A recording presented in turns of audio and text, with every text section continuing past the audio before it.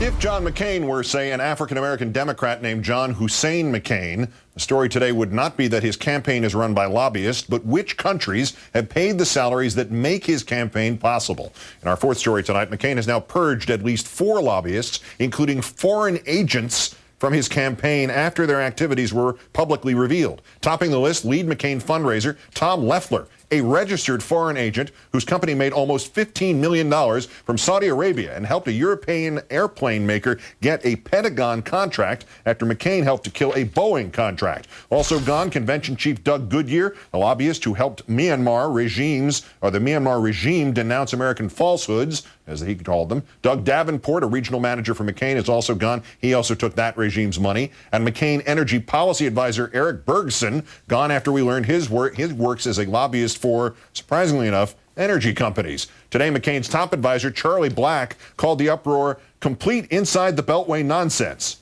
Black himself was a lobbyist up until this March. He did some of his lobbying by phone while literally on board the Straight Talk Express. That's why they call it Straight Talk. His client list included, in order of repulsive to disgusting, Ferdinand Marcos, the dictator of Zaire Mobutu Sese Seko, Angolan terrorist Jonas Savimbi, Somali warlord Mohammed Sayed Barre, Nigerian dictator Ibrahim Babangida, and Iraq warmonger Ahmed Chalabi, and of course, the Friends of Blackwater.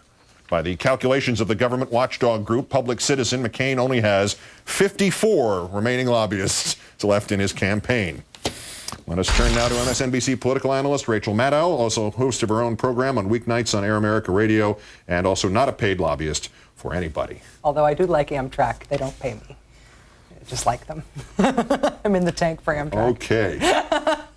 Thank you, Rachel. Thanks for stopping by. I also like George Clooney. It doesn't pay me. We have a very high threshold ethically here, so you're out. Yeah.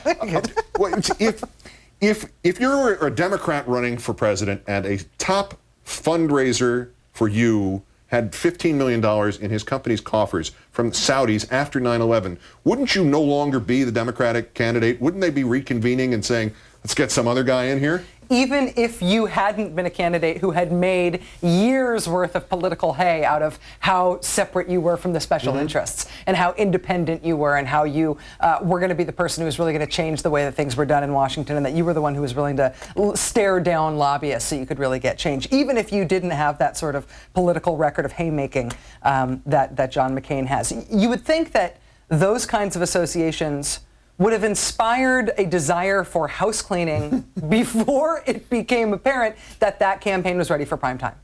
You know? These lobbyists helped to resurrect McCain from that, that great American story of him checking his own bag and carrying his own suitcase and flying coach and flying in the middle and, sitting in the aisle when there wasn't a seat available at the low point, at the nadir of the campaign. And some of them worked for him without any pay.